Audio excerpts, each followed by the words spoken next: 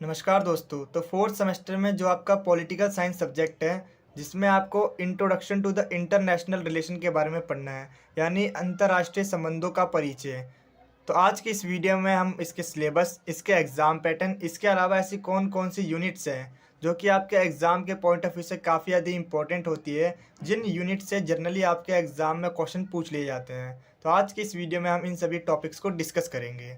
तो सबसे पहले मैं आपको बताना चाहता हूँ, सेमेस्टर फोर्थ में जो आपका पॉलिटिकल साइंस सब्जेक्ट है, इसमें आपको टोटल 3 यूनिट्स पढ़नी है।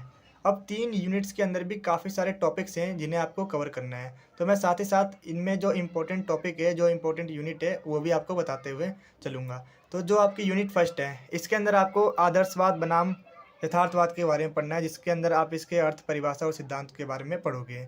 सेकंड टॉपिक है उदारवाद से नव उदारवाद, ठीक है, एंड संरचनात्मक दृष्टिकोण, विश्व प्रणाली दृष्टिकोण और निर्भरता। एंड जो लास्ट टॉपिक है आपका नारीवादी दृष्टिकोण, जिसके अंदर जे.एन. टिकनर एक विचारधारक हैं जिन्होंने अपने ओपिनियन दिए हैं, ठीक है, जिन्होंने अपने विचार दिए हैं नारी दृष्टिकोण को लेके, नारीवादी दृष्टिकोण को लेके, ठीक है। तो ओवरऑल अगर मैं बात करूं, जो आपकी यूनिट फर्स्ट है, ये पूरी की पूरी ही इंपॉर्टेंट है, ठीक है। यहाँ से आपके एग्ज़ाम में क्वेश्चन पूछे ही पूछे जाते हैं, ठीक है। जब मैं आपको इसका एग्ज़ाम पैटर्न समझाऊंगा, देन उसमें आप देख लेना कि यूनिट फर्स्ट से किस किस टाइप से क्वेश्चन पूछे जा रहे हैं, ठीक है। तो यूनिट फर्स्ट ओवरऑल आपके लिए पूरी पूरी इंपॉर्टेंट होने वाली है, तो यूनिट फर्स्ट जरूर से करके जाएँ। अब यूनिट सेकंड में बेसिकली आपको कोल्ड वॉर से क्वेश्चन पूछे जाते हैं, ठीक है। अब अगर मैं यूनिट थर्ड की बात करूं, तो यूनिट थर्ड में आपको इंडिया की जो फॉरेन पॉलिसी है उसके बारे में जानने को मिलेगा। एंड इसके अंदर जो आपका लास्ट टॉपिक है, भारत एक उभरती शक्ति है, यहाँ से क्वेश्चन पूछ लिया जाता है, इसका वर्णन कीजिए, ठीक है। एंड इसके अलावा जो गुट निरपेक्ष आंदोलन है, इसके बारे में पूछ लिया जाता है। तो आइए अब हम बात करते हैं इसके एग्ज़ाम पैटर्न के बारे में। तो आइए बात करते हैं इसके एग्ज़ाम पैटर्न के बारे में। तो इसके अंदर सबसे पहले आपको जो आंसर है, या तो आप हिंदी में इसका आंसर दोगे या फिर इंग्लिश में, यानी कि किसी एक लैंग्वेज में आपको इसका आंसर लिखना है। एंड इसमें आपको 4 क्वेश्चन अटैम्प्ट करने हैं, ठीक है। तो इसके अंदर जो आपका फर्स्ट क्वेश्चन है, अंतर्राष्ट्रीय संबंधों के अध्ययन में मार्गथाऊ के यथार्थवाद का बड़ा योगदान रहा है, इस कथन पर टिप्पणी कीजिए, ठीक है। तो जो आपकी यूनिट फर्स्ट थी यथार्थवाद, वहाँ से क्वेश्चन पूछा गया है। अब जो सेकंड क्वेश्चन है, केनेथ वाल्ट के नव यथार्थवाद सिद्धांत का परीक्षण कीजिए, ठीक है। ये भी आपका यूनिट फर्स्ट ही से है, जो नव यथार्थवाद ये है, ठीक है। एंड थर्ड क्वेश्चन है, अंतर्राष्ट्रीय संबंधों के अध्ययन के लिए निर्भरता सिद्धांत का विश्लेषण कीजिए, ठीक है। तो ये भी आपका जो यूनिट फर्स्ट है, वहीं से क्वेश्चन पूछा गया है।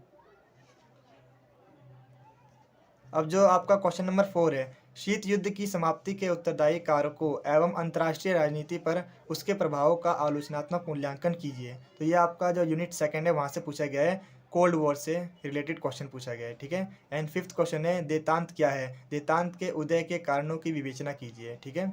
एंड जो आपका क्वेश्चन नंबर 6 है, शीत युद्ध में गुट निरपेक्षता की क्या प्रासंगिकता है, ठीक है, इस पर आपको टिप्पणी करनी है। ये आपका जो लास्ट यूनिट था, यूनिट थर्ड, वहाँ से क्वेश्चन पूछा गया है, ठीक है।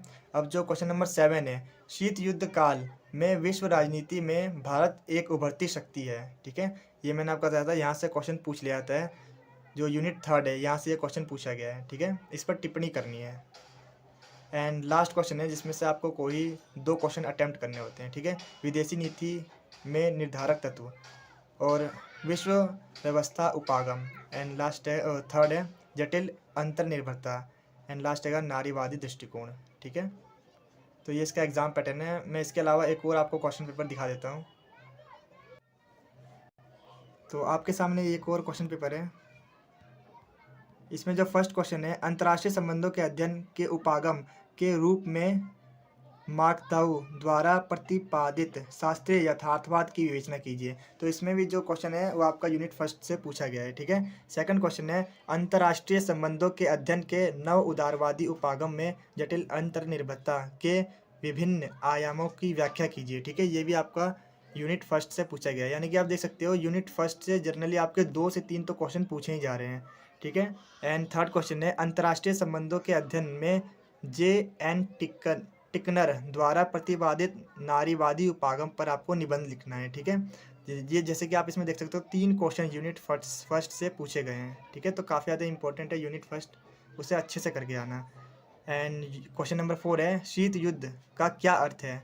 शीत युद्ध की उत्पत्ति के उत्तरदायी कारकों की विवेचना कीजिए। ठीक है, क्वेश्चन नंबर 5 है, देतांत क्या है? देतांत के उदय व पतन के क्या कारण थे? विवेचना कीजिए। क्वेश्चन नंबर 6 है, भारतीय विदेशी नीति के भू राजनीतिक एवं सामरिक निर्धारक तत्वों का परीक्षण कीजिए। ठीक है, क्वेश्चन नंबर 7 है, समकालीन वैश्विक परिदृश्य में भारत एक उभरती शक्ति है। ठीक है, टिप्पणी कीजिए। तो यूनिट थर्ड से जैसे कि मैंने आपको बताया था कि भारत एक उभरती शक्ति है, यहाँ से क्वेश्चन जनरली आपके एग्जाम में आता है। ठीक है, लास्ट क्वेश्चन है, जिसमें से आपको कोई 2 अटेम्प्ट करने हैं। निर्भरता सिद्धांत, गुट निरपेक्षता की प्रसंगता, यूरोपीय संघ और नव शीत युद्ध। ठीक है, इनमें आपको कोई 2 अटेम्प्ट करने हैं। तो इस तरीके से का आपका एग्ज़ाम पैटर्न रहने वाला है। ठीक है, तो ओवरऑल मैंने आपको बस इसमें ये दिखाना चाहता था किस तरीके से आपके एग्ज़ाम में क्वेश्चन पूछे जाते हैं एंड आपको कितने क्वेश्चन अटेम्प्ट करने होते हैं। ठीक है, एंड इसका सिलेबस मैंने ऑलरेडी डिस्कस कर दिया है। तो आई होप आपको ये वीडियो यूज़फुल लगे, तो इसे शेयर कीजिए। Thank you.